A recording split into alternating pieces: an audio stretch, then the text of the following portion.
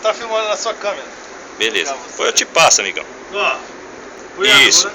Arma apontada. Certo? Certo. Beleza. Agora a sua posição. Perna semi-flexionada. Aí. Pode ser de frente ou sua posição mais confortável para você. Assim também poderia. Isso. Não dá certo, tem que ser assim. Alça e massa de mira. Lá na frente, ó. Certo? Tá? Efetua um disparo só, depois a gente corrige melhor. A arma tá travada. Isso. Ela tá pra cima. Tá... Aí destravou. Pronto emprego. Um disparo.